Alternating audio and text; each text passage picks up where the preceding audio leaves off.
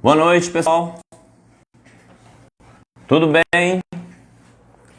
Vamos começar mais um bate-papo, uma reunião de intercessão nessa noite. Vamos orar, colocar as nossas vidas diante do Senhor, colocar a sua vida, a sua casa diante do Senhor.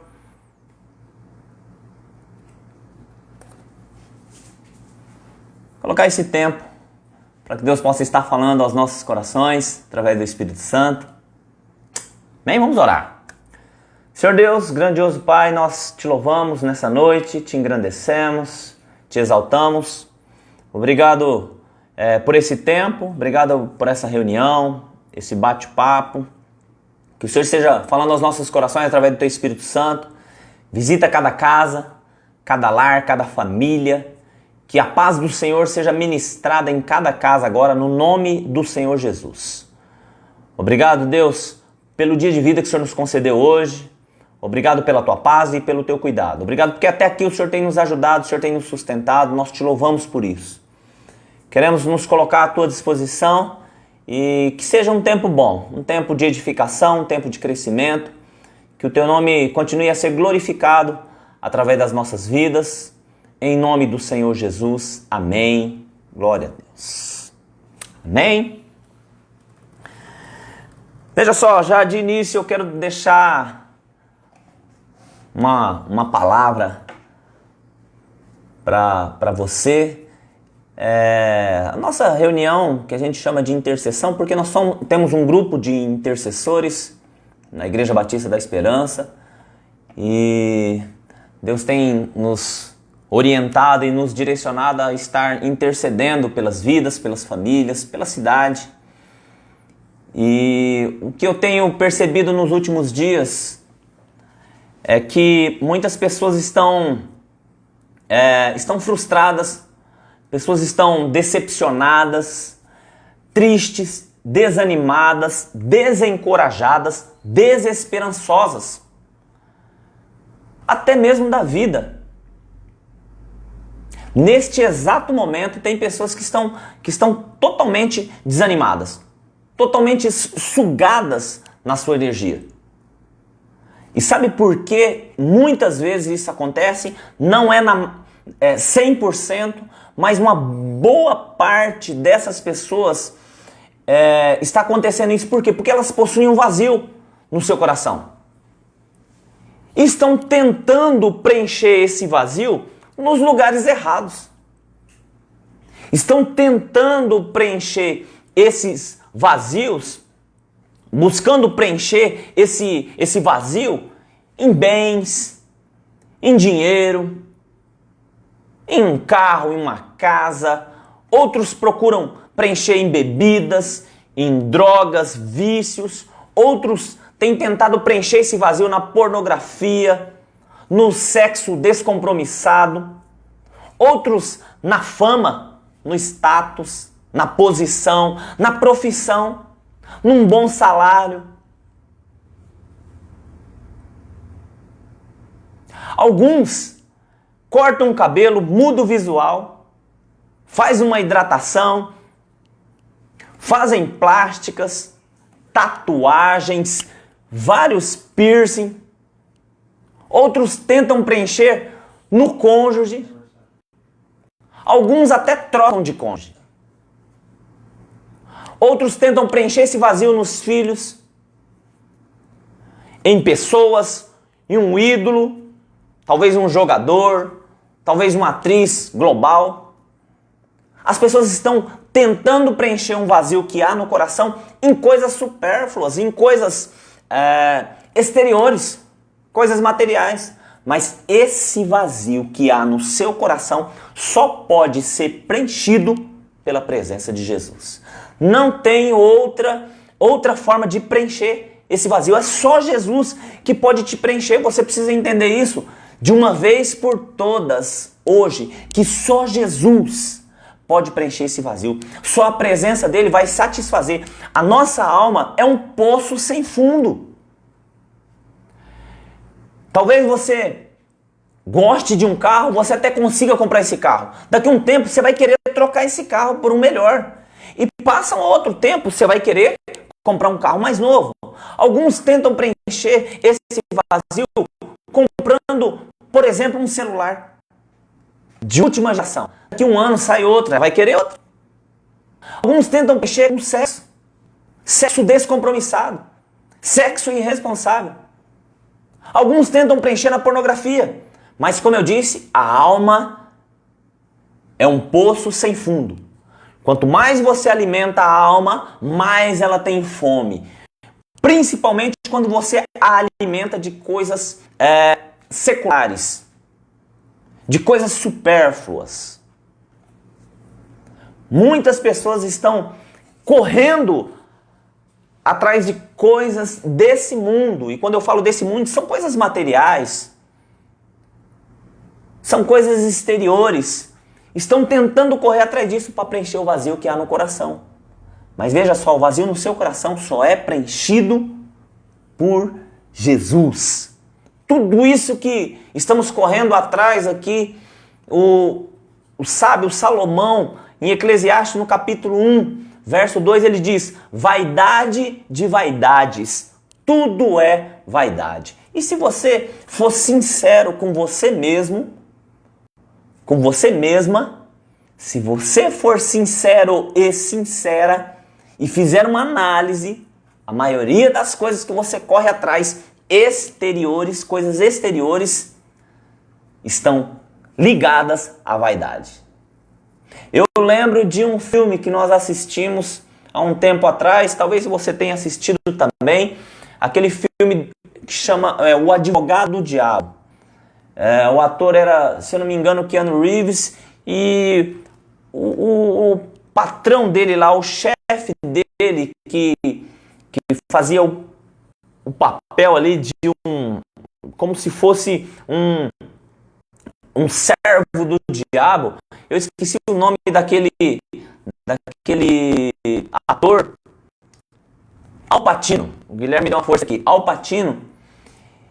Em determinado momento ele fala assim, como se ele estivesse representando o próprio diabo, ele fala assim: vaidade, o meu pecado predileto. A maioria das coisas que nós corremos atrás aqui nessa terra, coisas físicas, materiais, estão ligadas à vaidade. Se nós não prestarmos atenção, isso começa a sugar as nossas energias, nós começamos a nos frustrar, a nos decepcionar, porque essas coisas não vão preencher o nosso vazio interior. Mas pastor, eu não posso conquistar uma casa, um carro, eu não posso conquistar uma boa profissão, um bom salário. É lógico que você pode, você tem liberdade para isso. Você pode conquistar essas coisas.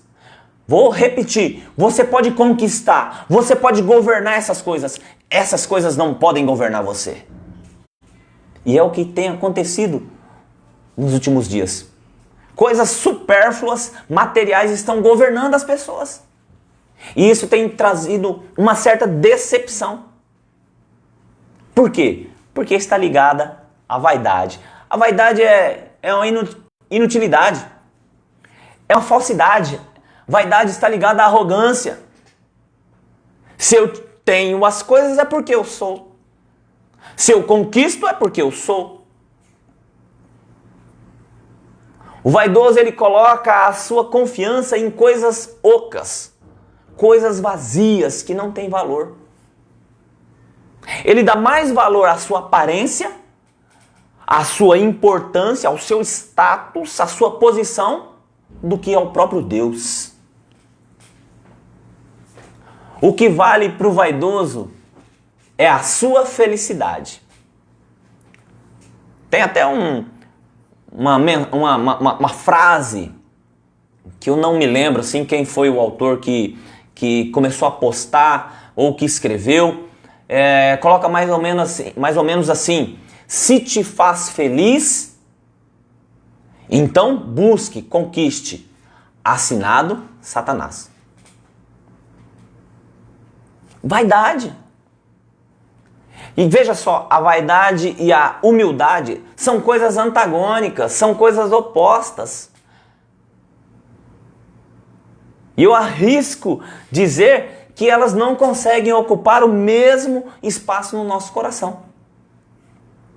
É uma luta. Como Paulo diz, o espírito luta contra a carne diuturnamente. Carne, vaidade, espírito, humildade. É uma luta.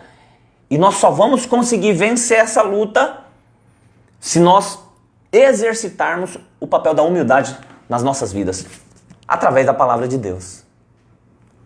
E talvez por isso você esteja tão decepcionado, tão decepcionada, tão frustrado, você está correndo atrás de coisas que não vão te preencher. Hoje muitas pessoas estão carregando fardos pesadíssimos, marcas profundas na alma, nos sentimentos, nas emoções, por conta de um passado mal resolvido.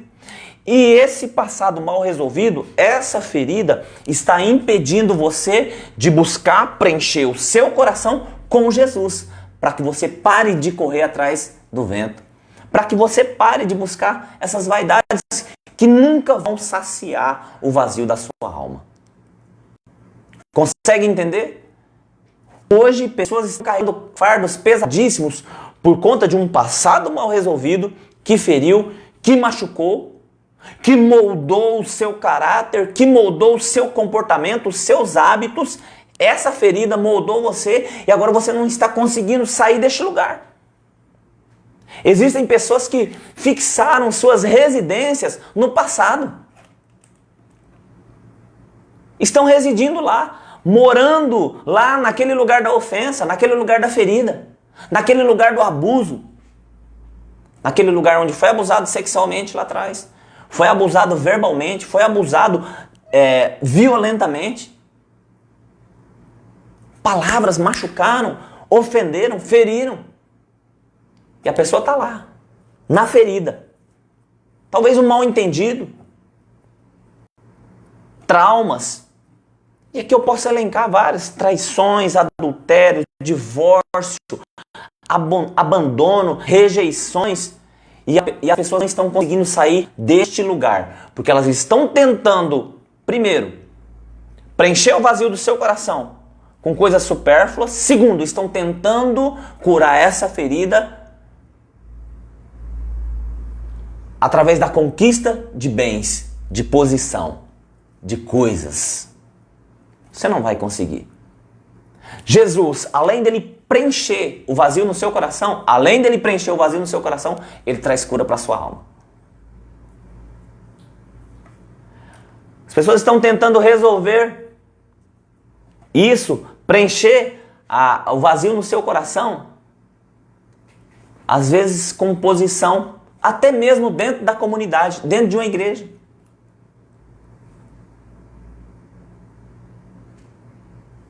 Preencher o sentimento de rejeição, sentimento de abandono, às vezes tentando preencher em pessoas. Alguns até substituem a presença daqueles que tiveram um papel de autoridade nas suas vidas, por exemplo, os pais. Alguns até tentam substituir a presença de um pai ou de uma mãe em algum ídolo, em algum líder, em alguma pessoa que ela admira.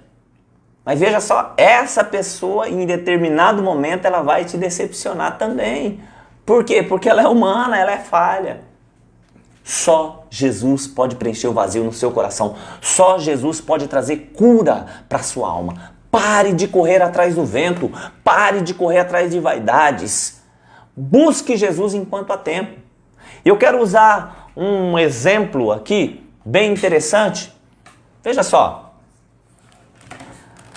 Esses fardos que são pesadíssimos para a sua vida, o que Jesus diz a respeito disso? Veja só, Mateus no capítulo 11, verso 28, olha só o que Jesus diz a respeito desses fardos que você está carregando, que às vezes nem são seus, você precisa abrir mão disso, renunciar. Olha só, Jesus diz assim: vinde a mim todos os que estáis cansados e sobrecarregados, e eu vos aliviarei. É Jesus que é a solução. Tomai sobre vós o meu jugo e aprendei de mim, porque sou manso e humilde de coração. A saída para você vencer essa vaidade, humildade. Veja só, Sou manso e humilde de coração, e encontrareis descanso para as vossas almas, pois o meu jugo é suave e o meu fardo é leve. Você está carregando fardos pesadíssimos. Tem pessoas que estão entrando até em depressão por conta de um passado mal resolvido, por conta de traumas. Entrando em depressão. Jesus é a solução, Jesus é a cura. Agora veja só, eu não sou leviano e nem menino para falar que existem níveis de depressão que você vai precisar realmente da ajuda de um profissional da área, de um psiquiatra, talvez do uso de um medicamento durante um tempo. Você vai precisar talvez de uma terapia, talvez fazer uma consulta com um psicólogo. Talvez você vai precisar mudar o seu estilo de vida, prática de exercício físico, a sua alimentação. Mas tudo isso precisa estar ligado com a sua vida espiritual, porque você é um ser espiritual. Jesus precisa fazer parte disso tudo. E aí sim, aí a libertação vem, aí a cura vem. Precisa ter uma soma, um conjunto.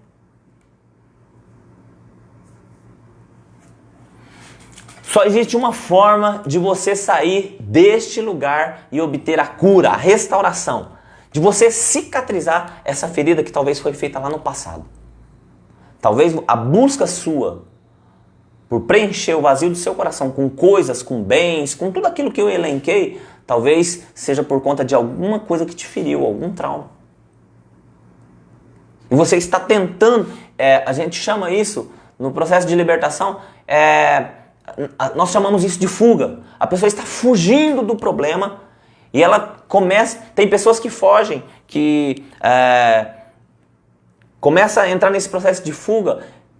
Alguns fogem para comida, outros fogem para uma compra sem controle. Sabe aquelas pessoas que são gastadoras compulsivas?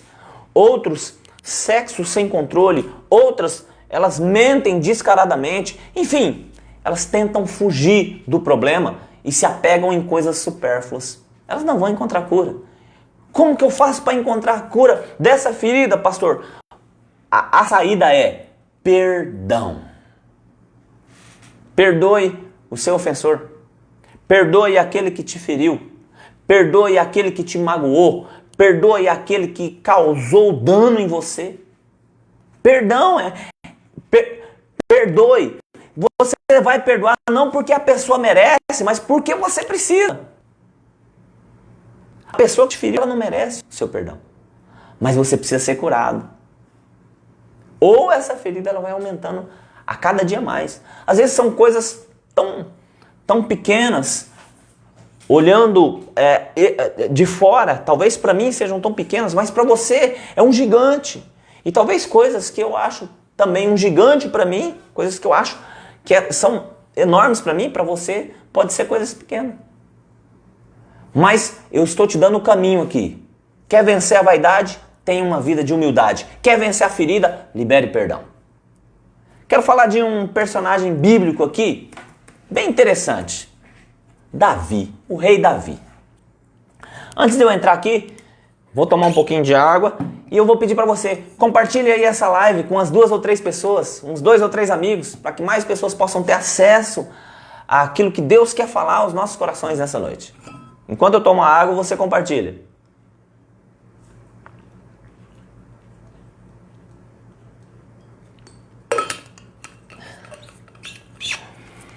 Veja só, quero falar sobre Davi. O rei Davi. Talvez você já tenha ouvido falar de Davi. A história dele é narrada lá nos 2 livros de Samuel. 1 Samuel e 2 Samuel. Muito interessante. 1 Samuel no capítulo 16. Eu vou abrir aqui a partir do verso de número 11. Se você tiver uma Bíblia aí na sua casa, você acompanha. 1 Samuel, capítulo 16, verso 11, diz assim.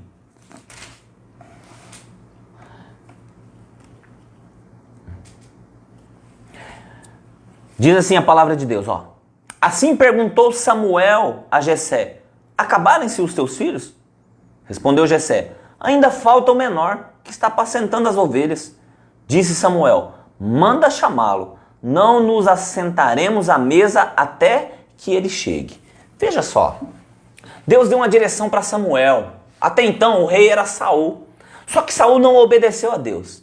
E Deus falou para Samuel: Samuel, eu quero que você unge outra pessoa no lugar de Saul.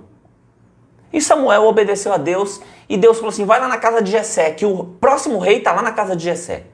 Samuel chega na casa de Jessé, e quando o profeta, Samuel era um profeta, ele era juiz e ao mesmo tempo ele era sacerdote.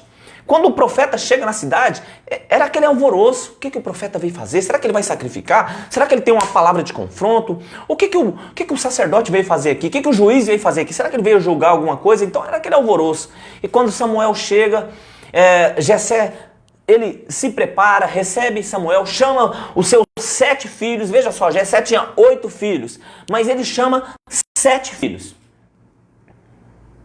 Chega os 7 filhos diante de Samuel e Deus fala para ele ungir um daqueles ali que seria o rei, um dos filhos de Jessé.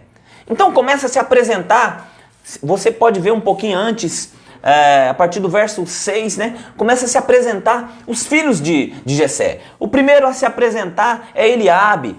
Eu falo que ele era grande, forte. E Deus fala assim para Samuel: não é ele. Samuel, ele tinha convicção de que era, porque era o mais velho, era forte, grande, bonito, belo. E Deus fala assim: Samuel, não atentes para a sua aparência, nem para a sua altura, pois eu o rejeitei. O Senhor não vê como o homem. O homem olha para aquilo que está diante dos olhos. Porém, o Senhor olha para o coração. E aí Samuel, ele fica meio sem entender, e vão passando os filhos de Jessé, e Deus fala: não é esse, não é esse, não é esse. Até que Samuel vem e pergunta para Jessé esse texto que nós lemos: você não tem mais nenhum outro filho? Aí Jessé, como se fosse a coisa mais normal do mundo, que não é, fala: tem um outro, o menor, está lá apacentando as ovelhas. Pera lá, quando o profeta vinha na cidade, era um acontecimento. Já era para todos os filhos estarem ali na mesa. Como que o pai esquece de um filho?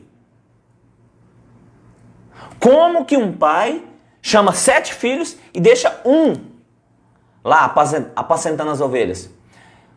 Alguns historiadores e alguns teólogos também dizem, dentre eles, o pastor José Gonçalves, ele fala sobre isso, que Davi talvez seria um filho bastardo de Jessé. Por conta da idade, somando a idade de Davi, a idade de Jessé, enfim, uma série de fatores ali. Não está na Bíblia. São alguns historiadores que dizem isso, tá? Alguns teólogos. Que talvez Davi fosse um filho bastardo. Por isso, a rejeição. Mas vamos tirar a bastardia fora. Digamos que ele fosse. A Bíblia não diz que ele era bastardo, mas alguns historiadores dizem. Mas digamos que ele fosse filho legítimo. Como que um pai esquece o filho legítimo lá apacentando as ovelhas em um momento tão importante que seria a unção do filho dele como rei? Como que ele esquece? Pastor, por que o senhor está falando isso? Porque isso seria motivo suficiente para Davi se sentir o mais rejeitado de todos os filhos. Se sentir ferido, se sentir magoado, se sentir abandonado, rejeitado. No entanto, não é isso que acontece. Você começa a ler os próximos versos. A hora que Jessé chama Davi, Davi chega, ele chega na presença. Ele chega, ele não chega como um coitadinho, tímido, olhando, não. Ele chega sabendo quem ele era. Independente se estavam rejeitando ele, se estavam abandonando ele, se estavam desprezando ele, Davi sabia quem ele era em Deus. Ei, você precisa saber quem você é em Deus.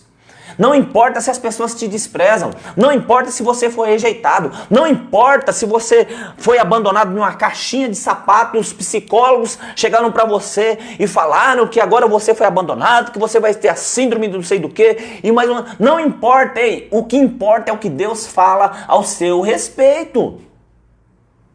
Davi entendia sobre isso, ele sabia da sua identidade, ele sabia quem ele era. Mas vamos lá. 1 Samuel 17, 28. Olha só, uma série de acontecimentos. Eu vou ler o texto. Estava tendo uma batalha entre Israel e os filisteus.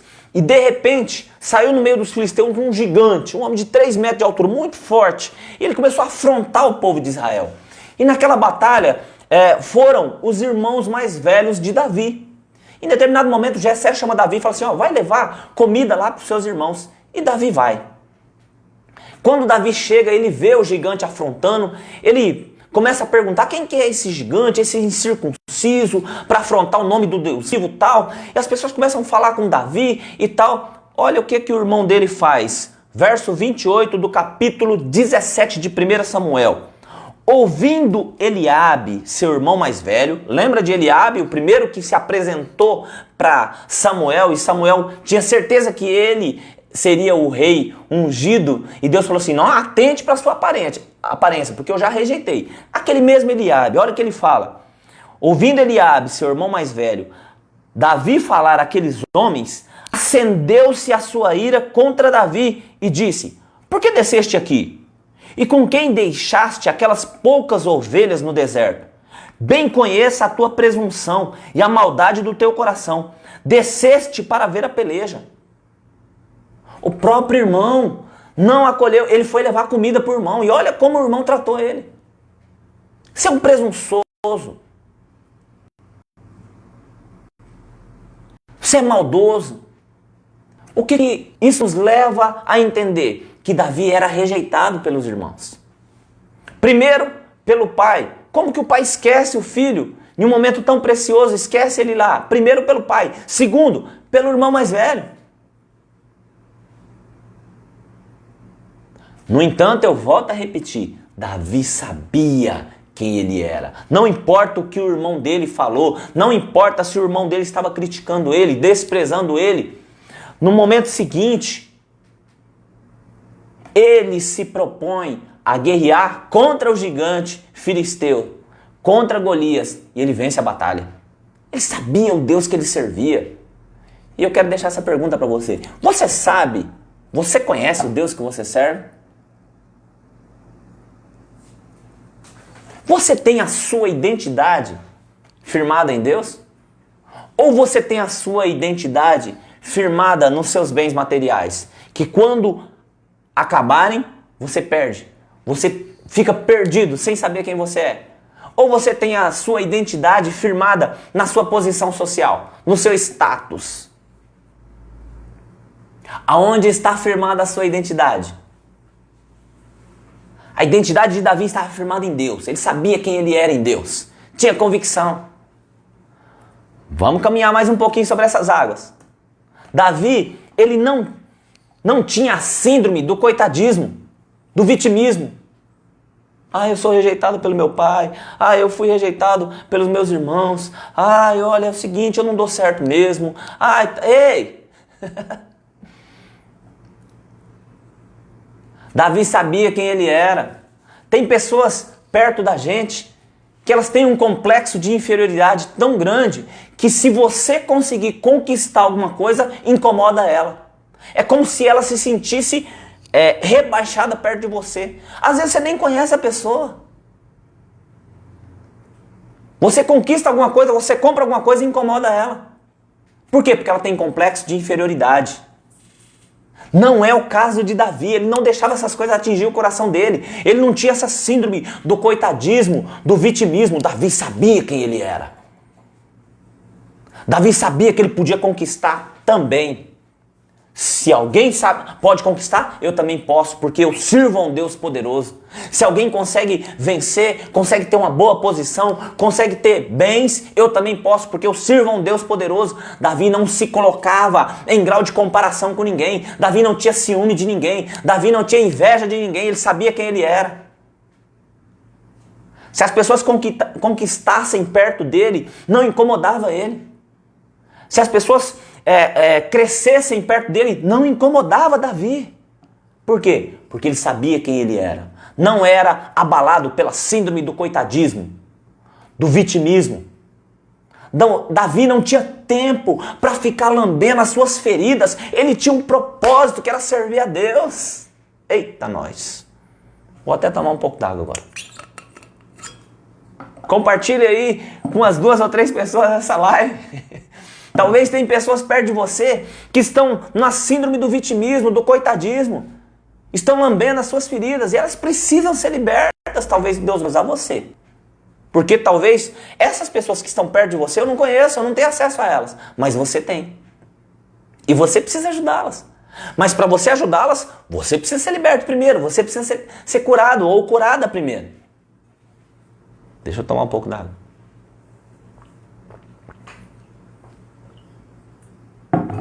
Deus é bom. Glória a Deus. Vamos mais um pouquinho. Davi conhecia o Deus que ele servia. Eu perguntei agora há pouco. Você conhece o Deus que você serve? Se é que você serve a algum Deus, talvez você seja ateu, cético, sei lá. Mas se você serve a Deus, o Deus Todo-Poderoso, o Eu Sou, o grande El Shaddai, você conhece Ele? Você conhece Jesus? Você sabe falar sobre a vida de Jesus?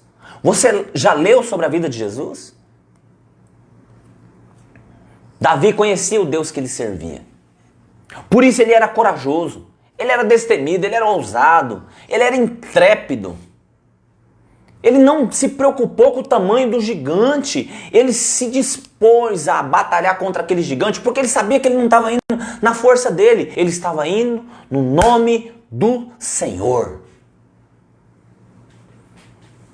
Teve experiências extraordinárias com Deus enquanto ele apacentava aquelas ovelhas do seu pai. Olha só em 1 Samuel, no capítulo 17, verso 34 a 37, olha o que ele fala quando ele se apresenta para Saul, para falar que ele estava disposto a batalhar contra o gigante. Até Saul estava com medo do gigante, o rei estava com medo do gigante. Davi, o apacentador de ovelhas, se dispõe com uma coragem sem igual, com a ousadia,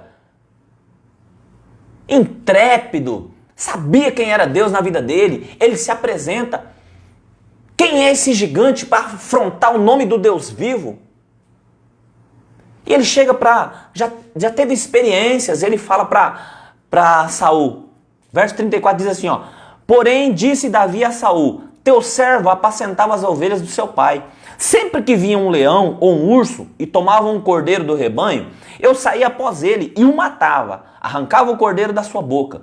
Levantando-se ele contra mim, segurava-o pela barba e o feria e matava. O teu servo matava assim o leão como o urso. Esse incircunciso filisteu será como um deles, porque afrontou o exército do Deus vivo. Olha a ousadia. Por que ele era ousado? Por que ele era corajoso? Por que ele era destemido? Porque ele sabia quem era o Deus que ele servia.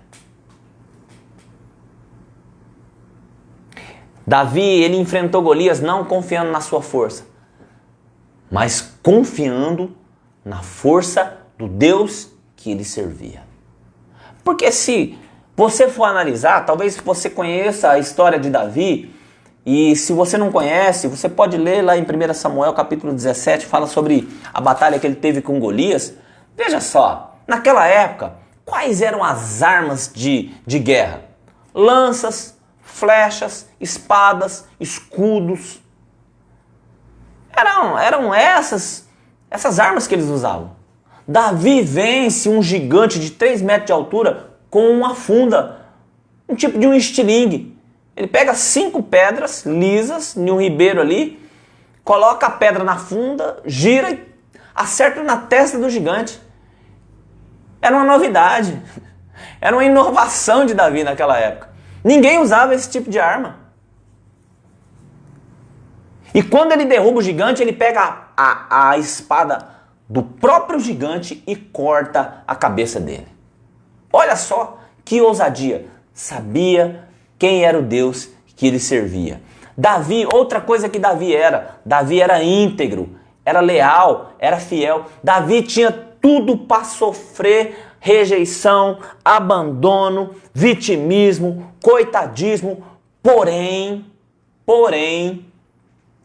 Davi não se deixou levar por nenhuma dessas feridas. Ele não ficava, ele não tirava os olhos do foco que ele tinha. Essa palavra é para mim, é para você. Tire os olhos da ferida. Foque no Senhor que pode curar essa ferida. Tire os seus olhos da vaidade. Fixe os seus olhos no Senhor que ensina você a ter humildade, que é o oposto da vaidade. Como ele diz Jesus diz lá em Mateus no capítulo 11, aprendei de mim que sou manso e humilde de coração. É um aprendizado. Humildade, mansidão é um aprendizado. Você está disposto a aprender? Vamos lá. Davi era íntegro. Tinha tudo para ser um rejeitado, para ser um rebelde, para ser um revoltado, para caçar briga com todo mundo, para se fazer de vítima, para se fazer de ferido. Mas ele era íntegro, era leal, era fiel. Com base no que o senhor está falando isso, pastor? Davi foi perseguido por Saul. Sabe o que Davi fez para Saul? Nada. 1 Samuel no capítulo de número 19, verso 11. Olha só.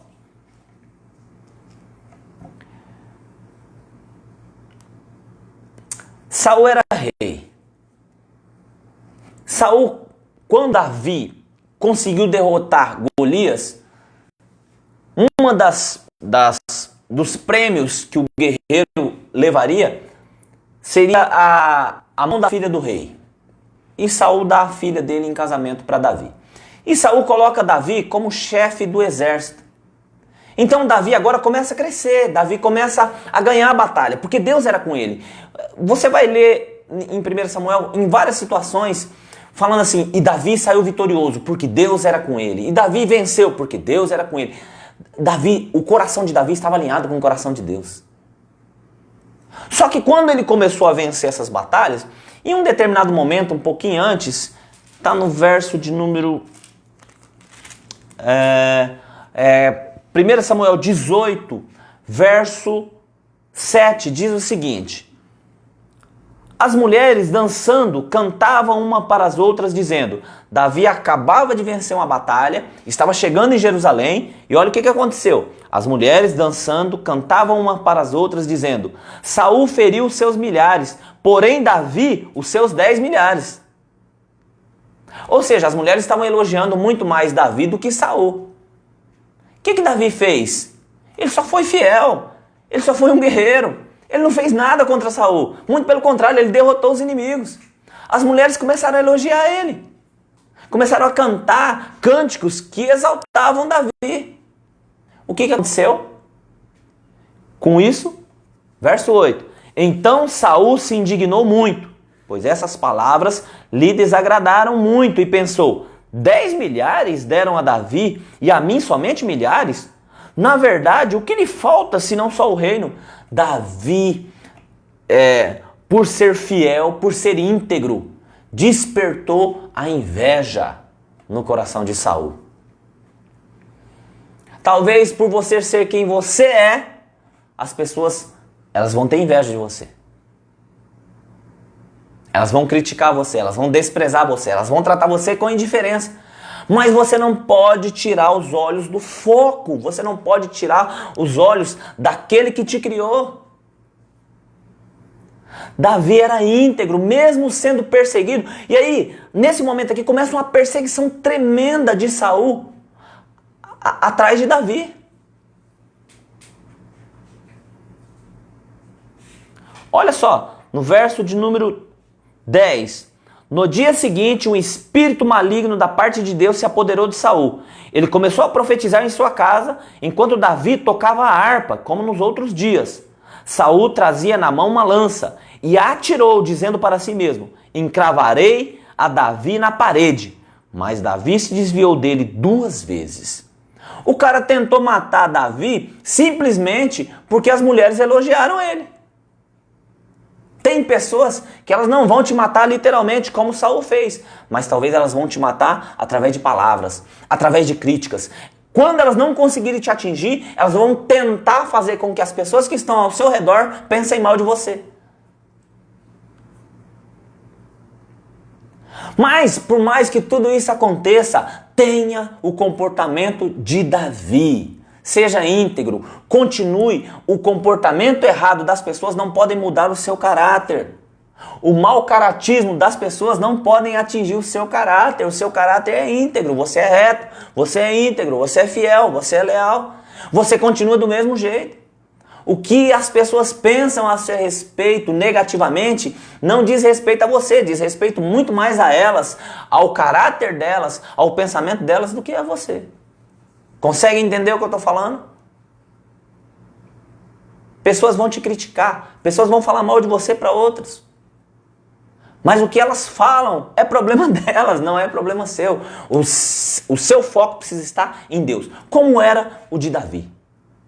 Ele continuou leal. Saul tentou matar ele 2 vezes aqui nesse início. Depois Saul começa uma perseguição tremenda. Olha só, 19:11. Saul mandou mensageiros à casa de Davi para que o vigiassem e o matassem pela manhã. 23, verso 8. Então Saul convocou todo o povo à peleja para que descessem a Keila e cercassem a Davi e os seus homens. 24, verso 2. Então tomou Saul 3.000 homens escolhidos dentre todo o Israel e foi em busca de Davi e dos seus homens. 26, verso 2. Pelo que Saul se levantou, desceu ao deserto de Zif, e com ele 3.000 homens escolhidos de Israel para buscar a Davi. Começou uma perseguição intensa de Saul atrás de Davi. Porém, Davi continuou fiel, íntegro e leal. Por quê? Porque ele sabia o Deus que ele servia. Deus já tinha moldado o caráter de Davi, convicção de quem ele era. Não importa se Saul estava perseguindo, e muito pelo contrário, Davi, ele poupa Saul por 2 vezes. Ele teve a oportunidade de matar Saul, teve a oportunidade de tocar em Saul, mas ele poupa Saul por 2 vezes. O coração de Davi era o coração segundo o coração de Deus. Olha o que Deus fala para Samuel aqui no 1 Samuel 13, no verso 14. Deus fala assim para Samuel. Agora, porém, Samuel falando com Saul.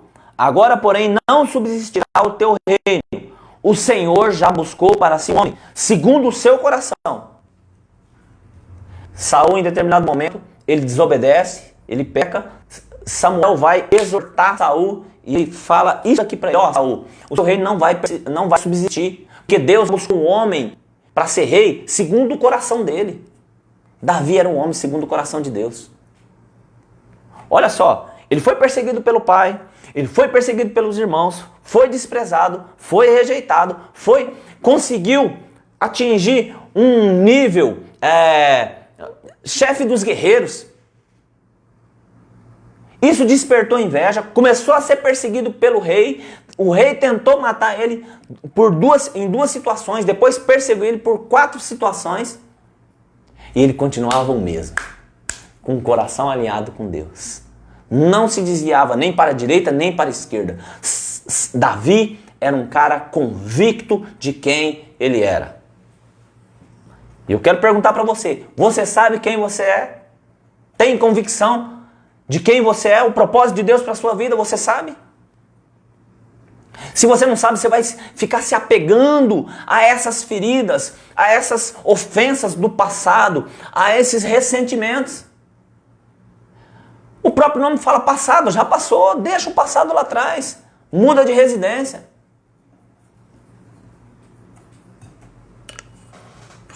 Glória a Deus.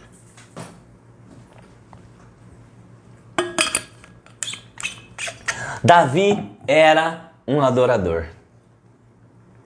Teve uma batalha dos filisteus contra Israel e os filisteus derrotaram Israel e levaram a Arca da Aliança. A Arca da Aliança era um símbolo da presença de Deus em Israel. E os filisteus levaram a Arca da Aliança. Quando Davi ele assume o reinado, isso depois Saul já tinha morrido, o tempo já tinha passado, o povo reconhecia Davi como rei. O povo reconhecia Davi como rei. Coloca ele para reinar e uma das primeiras coisas que ele faz, está lá em 2 Samuel, no capítulo 6, lá na frente, 2 Samuel, capítulo 6, o que ele faz? Ele resolve no seu coração buscar de volta a Arca da Aliança. Em outras palavras, Davi está dizendo assim: como que eu posso governar aqui sem a presença de Deus? Como que eu posso fazer alguma coisa sem a presença de Deus? Eu preciso trazer a presença de Deus de volta, que era a Arca da Aliança. E ele se dispõe e vai buscar a Arca da Aliança de volta. Na cabeça de Davi era inaceitável ele governar sem a presença de Deus. E o interessante é que ele traz a Arca da Aliança e agora ele não coloca mais, não leva mais a Arca da Aliança para o templo lá em Siló.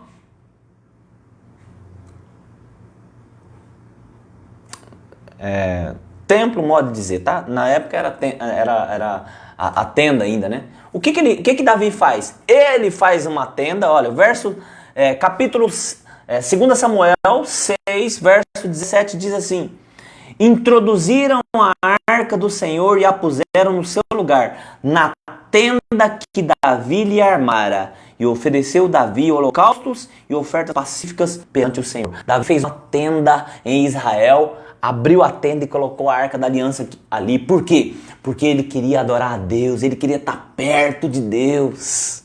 Davi era um adorador. E ali é tão interessante que ele separa 3 famílias, a família de Emã, a família de Asaf, a família de Jedutum, agora em turnos de 8 horas ininterruptos, 24 horas por dia, 7 dias por semana, 30 dias por mês, 365 dias por ano, durante 40 anos. Essas pessoas ofereceram sacrifícios, proclamaram as grandiosidades de Deus, ofereciam ofertas e intercediam pelo povo durante 40 anos. Davi, ele estabeleceu um novo padrão de reinado. Ele estabeleceu o padrão de reinado. Davi estabeleceu um padrão e todos os reis que foram depois dele, se seguissem o padrão que ele estabeleceu de reinado, que era um reinado na total dependência de Deus, todos seriam prósperos. Quando você vai ler agora sobre os reis de Israel e os reis de Judá, depois de Davi vem Salomão, de Salomão vem Roboão, houve a ruptura, a divisão das tribos, 10 tribos de um lado, 2 tribos de outro. Quando você começa a olhar esses reis, eles fizeram mal aos olhos, fizeram o que era mal aos olhos do Senhor. Por quê? Porque eles fugiram do padrão que Davi estabeleceu. Davi estabeleceu um padrão de reinado, de adoração a Deus. Pastor, por que o senhor está falando sobre isso se o senhor estava falando de ferida? Porque Davi tinha tudo para ser um feridento, para ser um rejeitado, um coitado, um vitimista. Ele não ficou residindo, habitando nas suas feridas. Ele venceu. E ele estabeleceu uma nova forma de adorar a Deus, uma nova forma de governar debaixo da dependência de Deus. Estabeleceu um padrão. Ele tinha tudo para ser um sofredor. Ele tinha tudo para ser uma vítima, um coitado. Porém, ele resolveu vencer as suas feridas. Era difícil ofender Davi. Você consegue entender, meu amigo? Era difícil ofender Davi. Será? Era. Veja só, essa tenda que Davi colocou, a Arca da Aliança, a presença de Deus, isso foi tão importante, impactou tanto, chamou tanta atenção de Deus, que quando a gente pega aqui nos profetas menores, profeta Amós, olha o que Amós diz. Amós fugiu na minha Bíblia aqui. Amós no capítulo 9, verso de número 11, 300 anos depois. Olha o que Amós... Israel se desvia, começa a entrar na idolatria, começa a pecar. Deus levanta o profeta Amós para exortar o povo, para repreender o povo. E olha o que Amós fala. Naquele dia, que dia? No dia que vocês se voltarem, no dia que vocês se arrependerem, no dia que vocês deixarem os seus pecados e voltarem para Deus, naquele dia... Deus falando, tornarei a levantar a tenda de Davi que está caída, e repararei os seus lugares quebrados, restaurarei as suas ruínas, e a edificarei como nos dias da antiguidade. Aquilo chamou tanta atenção de Deus, aquilo que Davi fez espontaneamente, voluntariamente, não estava na lei. Davi fez porque ele sentiu no coração, porque o coração dele era segundo o coração de Deus. Aquilo que Davi fez chamou tanta atenção de Deus que 300 anos depois Deus falou assim, eu vou restaurar aquilo que Davi fez. Vocês derrubaram, vocês pararam de fazer aquilo que Davi estava fazendo. Vocês não governaram no padrão de Davi, mas eu vou restaurar aquilo. Eu vou levantar a tenda dele que está caída. 300 anos depois, aquilo que Davi fez. Deus chamou tanta atenção de Deus que Deus falou que restauraria aquilo. É pouco? Então vamos lá. Atos, no capítulo de número 16, olha aqui. Atos, capítulo de número 15, verso 15. Estava tendo uma assembleia em Jerusalém. Tiago, esse Tiago aqui é o irmão de Jesus, porque o outro Tiago já tinha sido morto à espada por Herodes. Esse Tiago aqui, ele toma a palavra e ele fala assim,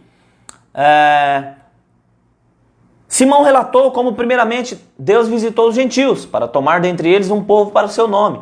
E com isso concordam as palavras dos profetas, como está escrito. Depois disso, voltarei e reedificarei o tabernáculo de Davi que está caído. Caramba, 1000 anos depois, aquilo que Davi fez lá atrás ainda ecoava. Ecoou com os profetas, ecoou com os doutores da lei, com os fariseus, e passou a ecoar depois com os apóstolos, com os discípulos de Cristo. Tal é a importância daquilo. Por que o senhor está falando isso? Porque Davi tinha tudo para ser um coitadismo, como você. Lambendo as suas feridas. Ele tinha tudo para fazer isso. Mas o que ele fez? Ele venceu. Ele estabeleceu um novo padrão de adoração a Deus. Ele mudou a história do povo de Israel. Ele não ficou residindo, morando nas suas feridas.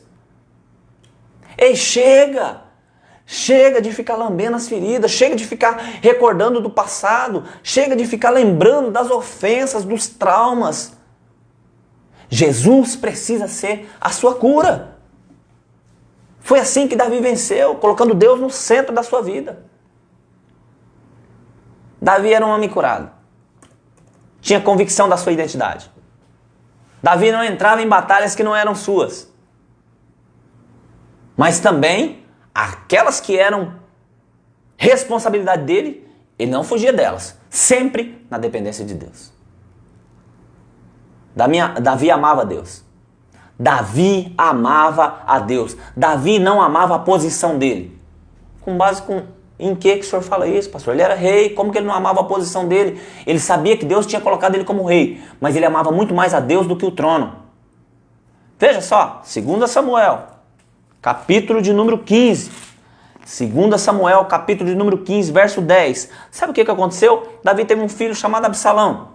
A irmã de Absalão foi abusada por um outro filho de Davi chamado Aminon. Absalão ficou injuriado, matou Aminon. Davi excluiu Absalão, mandou ele para outra terra. Passou um tempo, Absalão voltou. Davi recebeu ele de volta. Absalão fez uma conspiração e tomou o reinado de Davi.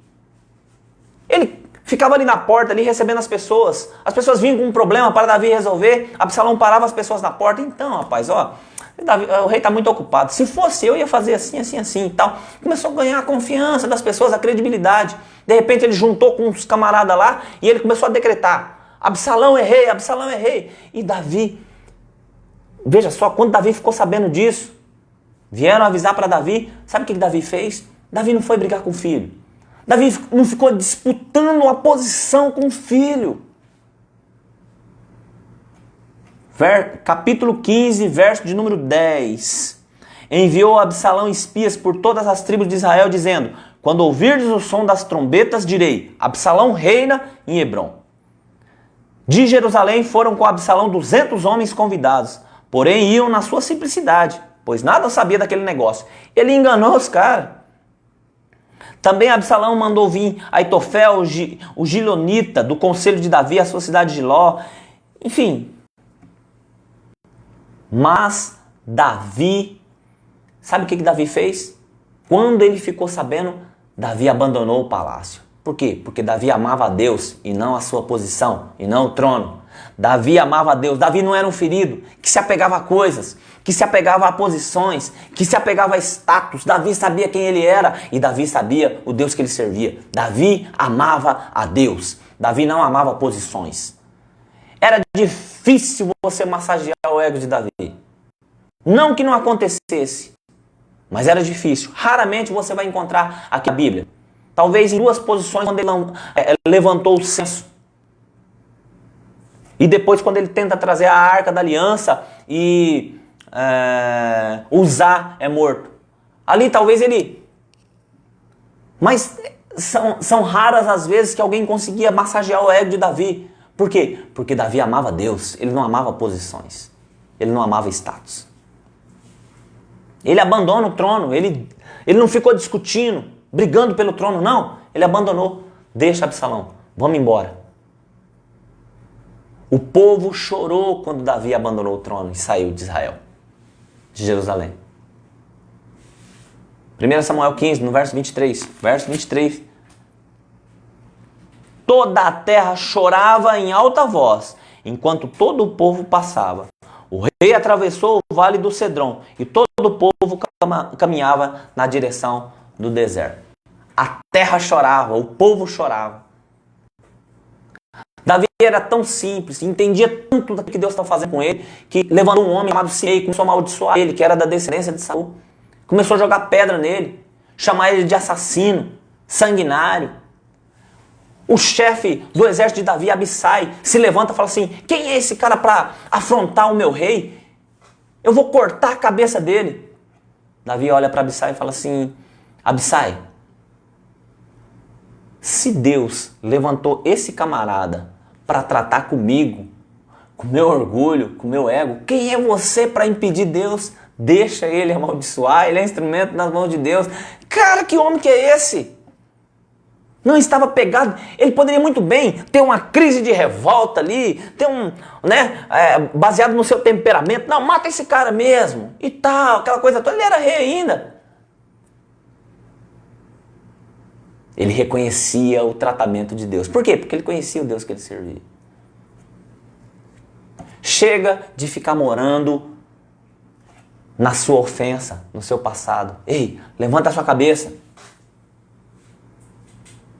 Creia no Deus que você serve. Creia. Jesus é a sua cura. Jesus, ele pode curar o seu coração e preencher, principalmente preencher o seu coração, que você não vai precisar ficar correndo atrás de vaidades para tentar preencher aquilo que só é preenchido pela presença de Jesus. A sua decisão precisa ser hoje. Abra o seu coração, convide Jesus para participar do seu coração, para habitar no seu coração. E eu tenho certeza que preenchido o seu coração, as vaidades elas vão desaparecer naturalmente. As feridas vão ser curadas naturalmente. Faça como Davi. Tenha Davi como um referencial para que você possa vencer essas mazelas na sua vida. Chega, como eu disse no começo, tem muitas pessoas que estão frustradas, decepcionadas, tristes, desanimadas, desencorajadas, desesperançosas. Pessoas procurando em várias em várias coisas preencher o vazio do seu coração, lugares errados, pessoas erradas, comportamentos errados. Aí chega. Hoje é o dia que Deus escolheu para você ouvir essa live e tomar uma decisão na sua vida. Senhor, eu quero. Jesus, por favor, vem habitar no meu coração. Eu quero que o Senhor cure o meu coração. Realmente eu estou chateado, eu estou magoado, eu estou ferido.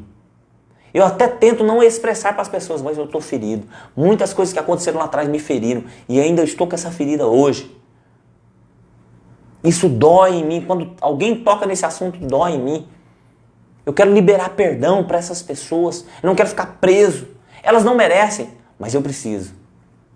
Por favor, me ajude. Hoje é o dia da sua decisão.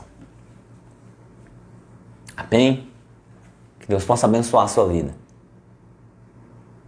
Que Deus possa trazer paz ao seu coração. Que Jesus seja a sua cura. Que Jesus seja o centro da sua vida. Que Jesus seja a sua salvação. Amém? Deus abençoe. Nós vamos orar para algumas pessoas aqui.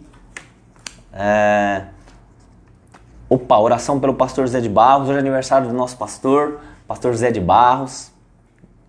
Parabéns, pastor. Nós mandamos mensagens lá no grupo, né? Mas queremos desejar parabéns ao Senhor. Que Deus continue abençoando a vida do Senhor. Vamos orar pelo pastor. Orar pela vida do Jaiminho, nosso amigo Jaiminho aqui, meu vizinho, que saiu da UTI, né? Eu acho que ele vai continuar o final do tratamento aqui em Pereira já. Graças a Deus, oramos muito por ele. Teve várias pessoas que oraram, né?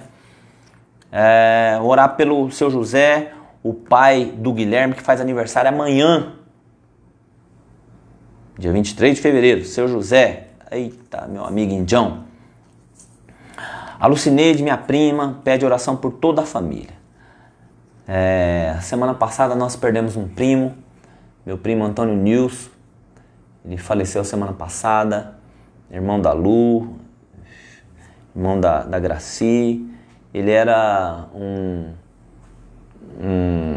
participante assíduo aqui das nossas lives na segunda-feira. Sempre estava comentando alguma coisa, sempre mandando um abraço, sempre mandando uma mensagem para mim. E infelizmente ele veio a falecer a semana passada, né? Foi um baque para nossa família, porque ele era bem novo, né? Deixou esposa, filha, e nós vamos orar por toda a família, para Deus estar trazendo o consolo, o conforto, né? Orar pelo meu tio João, a esposa, né? Os irmãos, pela Cligiane, que é a esposa, né? Sobrinho Diego e Paloma, que Deus possa estar fortalecendo cada um. Vamos orar também pela dona Ivanete Monzani, oração pelos filhos e pela família. Eu acho que a dona Ivanete é a esposa do meu amigo Luiz. Não tenho certeza. Confirma aí pra mim, Ivanete, se é você mesmo. Esposa do meu amigo Luiz, se eu não me engano. Filho da dona Maria. Maria Lande pede oração pela sua saúde, pela saúde do irmão Nico, professor Nico, meu amigo, pela dona Santa, pelo Neto, pelo Fabinho, pelo Hugo, pelo Bruno, pela Deise, pela Tamires, pela Lúcia e pelo Douglas. Vamos orar por eles. Pela Ágata e pela Tatá. Vamos orar também, a irmã Eli pede oração pelo Elton, por ela, pela Nayana, pelo Anderson. A Nayana e o Anderson estão lá no Japão. A Maria Luísa, pela Natália, o Juninho, o Miguel e a Ana Lívia. A Fernanda pede oração pela recuperação, orar pela Fernanda, né? Pela recuperação da cirurgia. Graças a Deus, Deus já dirigiu a cirurgia. Também eu quero falar aqui que nós oramos pela Lúcia, pelo Otair. Deus curou a Lúcia, né? Já passou aquela fase da dengue, graças a Deus. Que Deus possa continuar restaurando a vida da Lúcia, do Otair, da Fernanda. Também eu quero pedir oração pelo filho da irmã Aparecida, por uma porta de emprego. Oração pelo Arinaldo e Elisângela, para arrumar um novo emprego aqui, né? Glória a Deus, vamos orar, vamos colocar essas vidas todas aqui diante do Senhor, né? Que Deus possa estar abrindo as portas de emprego. Vamos colocar essas vidas diante do Senhor. Quero também colocar o Beto e a Márcia, estão lá no Japão. O Demétrio, o Francisco, o Elvis, a Tati, o Nicolas, a Sofia, a Dai, o Fabinho, que estão lá em Portugal, o Alan, toda a família lá em Costa Rica, Flávio, Fernanda e minha priminha que estão lá na Austrália, o Anderson está lá em Hortolândia, Fumaça, Edmilson está lá em Campinas, meu cunhado André Luiz está lá em Fernandópolis, toda a família. Vamos colocar essas vidas diante do Senhor. O Guilherme falou. Eu quero colocar minha esposa também diante do Senhor. Tá? Fabiana está com alguns sintomas que a gente acredita, e a médica também acredita ser da dengue, mas nós já fizemos 2 exames e deu negativo. Né? Fiz o exame também do Covid, deu negativo, a médica acredita ser dengue. Né? E vamos orar pela recuperação da minha esposa. Tá? Quero pedir para você, na sua casa também, estar orando pela minha esposa, Fabiana. Tá? Amém? Vamos orar? Senhor, em nome de Jesus, nós te amamos, Pai. Obrigado por esse tempo, pela tua graça e pelo teu amor. Continue a colocar a tua mão poderosa sobre as nossas vidas. Eu quero colocar cada uma dessas vidas diante do Senhor.